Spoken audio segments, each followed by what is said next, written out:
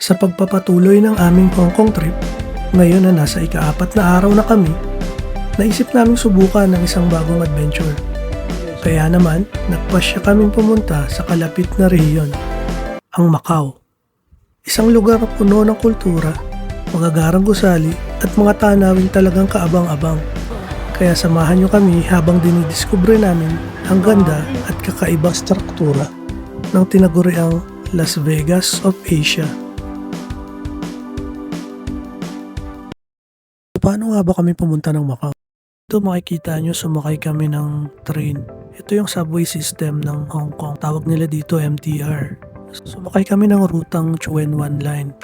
Ito rin yung mga papuntang Disneyland. Actually, dun nga talaga tayo bababa sa station kung saan yung sakayan papuntang Disneyland. Or yung, I think yung pangalan ng station is Liking. Yung Liking, magta-transfer tayo dun naman sa Orange Line or yung Tongchong Line. Ang next stop na natin dun sa Sunny Bay. So yan, pababa na nga kami. No, medyo binax out pa ako nito ni ate. Nagmamadali siya eh. Ito yung Sunny Bay Station. Makikita nyo sa right side. Yan yung train na specific papuntang Disneyland. Yan ang design kasi tingnan mo, may mukha ni Mickey Mouse. Bumaba lang kami ng station at tinanap namin yung bus B5. Lakad na naman guys. Everyday lakad. Alright. Yung mamamayat na pala dito. Pure lakad. Lakad is life. Kailangan kondisyon ng mga paa, katawan mo. Ang init ba? Ganda oh.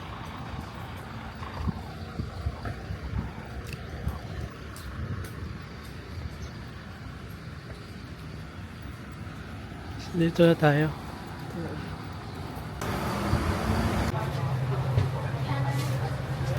Basta kami puntang port pa lang kami. Yeah. Pagdating sa port, Magbabas kami. babasa naman ulit. Tapos kami. Kasi kailangan palang tatukan. May immigration doon ito. Alam mo passport. Karagyan. Balik ka talaga.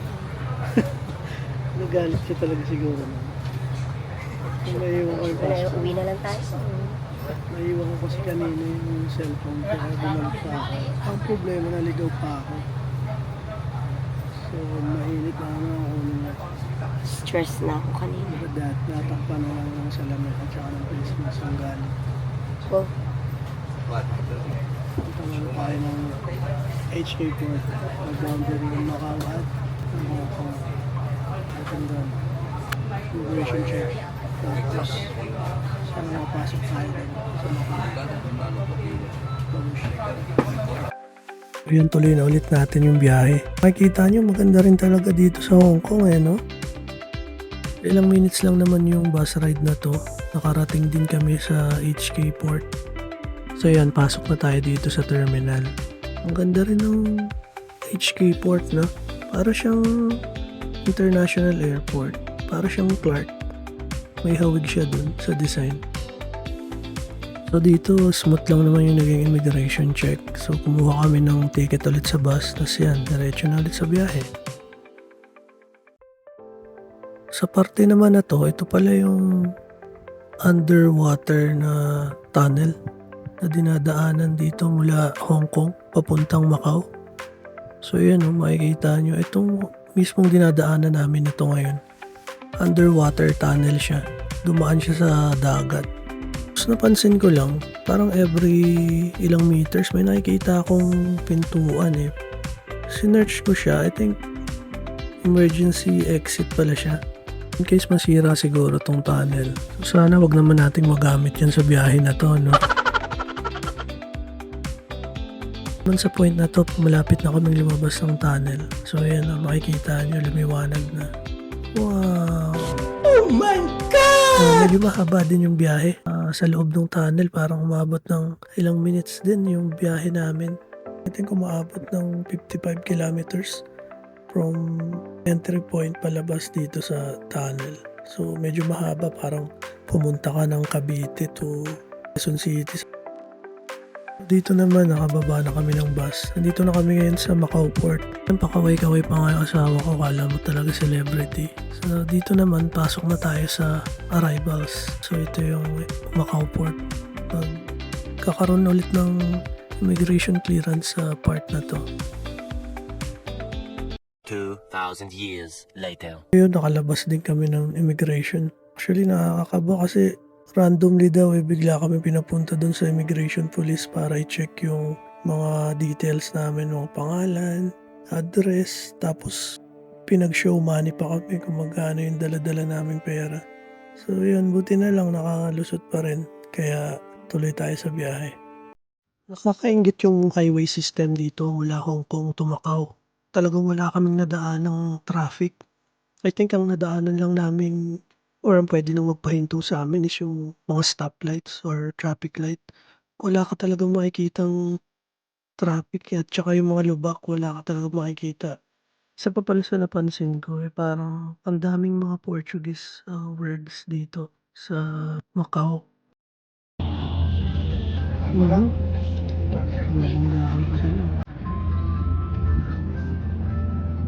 Sabi ko lang na maganda yung mga daan dito sa Macau. May muntik pong magbanggaan. Minsan talaga kahit anong ganda ng daan pag merong kamote, hindi natin maiwasan yung banggaan. Going back doon sa sinasabi ko kanina, kaya pala ang daming mga Portuguese words dito sa Macau. Dahil parang Pilipinas, nasakop din pala sila ng matagal. Kung tayo, Spain, sila ang sumakop sa kanila, Portugal. Kaya siguro mapapansin mo rin yung influensya ng Portugal sa mga struktura dito. Isa siguro ang Macau sa mga lugar na talagang lutang na lutang halo ng Western at Eastern architecture. Parang naglalakad ka sa isang syudad na pinagtagpo yung Europa at Asia sa iisang frame. Sa part naman na to, ito na yung bumaba na kami sa bus kasi akala namin nandito na kami sa destination namin. Mali kasi kami ng sinakyan na bus. Imbis na yung Grand Lisboa, ang sinakyan namin is papuntang Grand Lisboa Palace. Magkaiba pala yun. Wala naman dito, hinanap namin yung sakayan papuntang Grand Lisboa. Nahirapan kaming hanapin yung bus terminal pero buti na lang may mga staff na Pilipino dito kaya natulungan nila kami agad na makita kung nasaan. Actually, napagtanungan ko pa nga si Yanis nakasmile. Medyo ni-skip ko na yung bus ride. Nandito na tayo ngayon sa Central.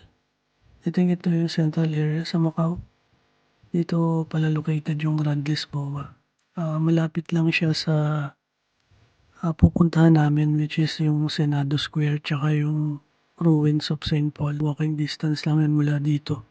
So pagkababa namin, konting sightseeing lang dito sa area. Maganda rin yung lugar na to. Talaga makikita mo yung influence ng Portugal dito sa area.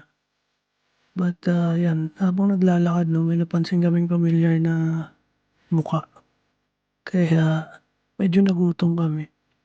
So kung nakikita nyo may Jollibee pala dun. So napagdesisyon na namin na itry ano nga bang magkakaiba ng lasa ng Jollibee dito sa Macau. Dito kumain lang kami ng mabilisan. Wala namang pinagkaiba yung lasa. Masarap pa rin. May mga kakaibang menu rin sila pero hindi na namin na-try. So, next time na lang. A few moments later. Yan guys, dito na kami sa... Saan nga to? Parang plaza dito eh. Tapos dito ang daming nag-picture-picture sa lugar na to.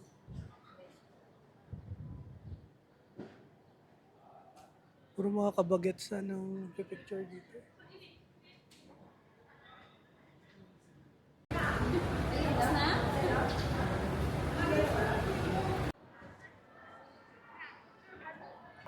Ibang lugar to. Pumunta dito tapos hindi alam yung lugar.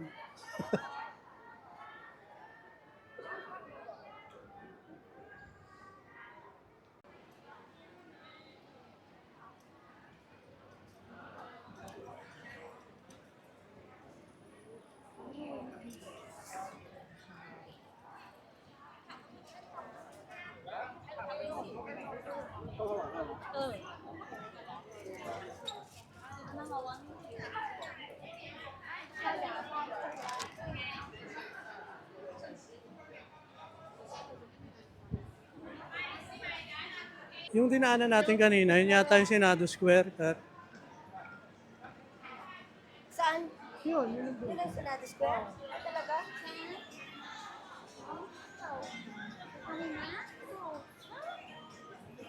Kasi doon ulit tinuturo yung sign.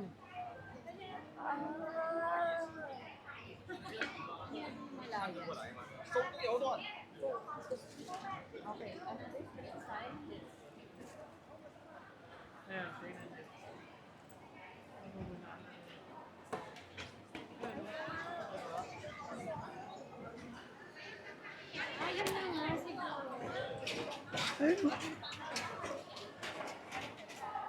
Kaya siguro tayo nagkalit-ulito.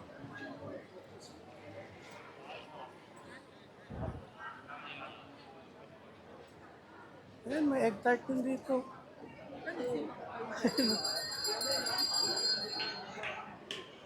Sabi, puro tindahan. Parang ano pala dito? Parang Binondo.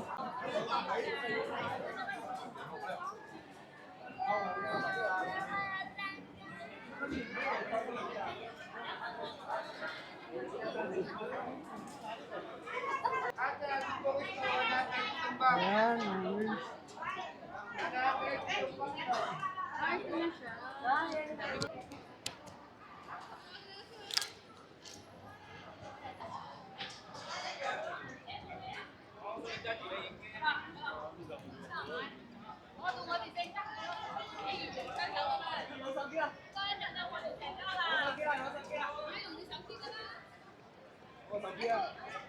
Ang init. Ito na yung ruins.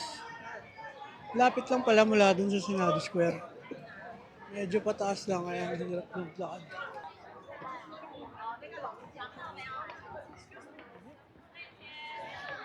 So yun na pala ang yun lang pala pinuntahan namin dito.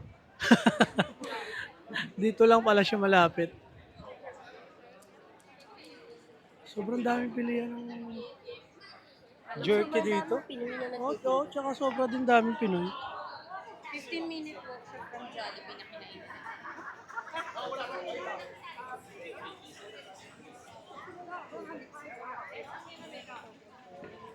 So kahit di na tayo mag-picture, dito naman na tayo eh.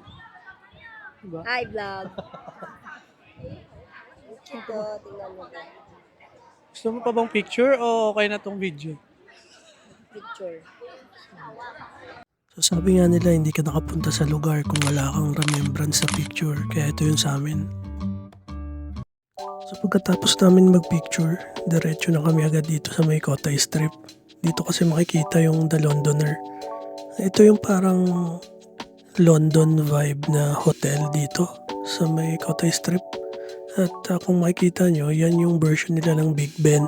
Dito sa Kotay Strip, marami ka talagang makikitang European themed na hotel, resort. And actually, meron din silang replica nung Eiffel Tower. So papakita natin yan mamaya. Pero kapag tinignan mo talaga yung buong area na to, mararamdaman mong parang wala ka sa Asia. Yan, sakto. Dito na kami guys sa Macau, sa Londoner. Grabe, ang ganda pala ng lugar na to. Para ka talagang nasa Europe vibes. Meron sila ditong replica ng Eiffel Tower. Yun.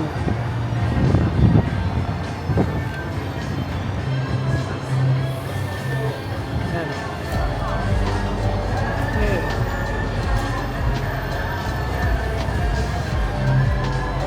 Telephone booth, behind din. Lupit.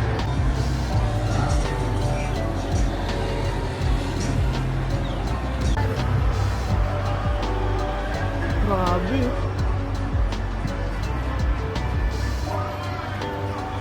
Tabihin, picturean mo ako dito, babe. Wala, picturean ko muna siya. Stress na siya eh. Sa part naman na to, nagpicture lang kami. At sa kasamang palad, na lowbat yung camera. Kaya wala na akong masyadong footage. Ito mga kuha na lang sa cellphone. At hindi ko alam kung paano tatapusin tong video. Kaya siguro ganito na lang, bigla na lang mawawala.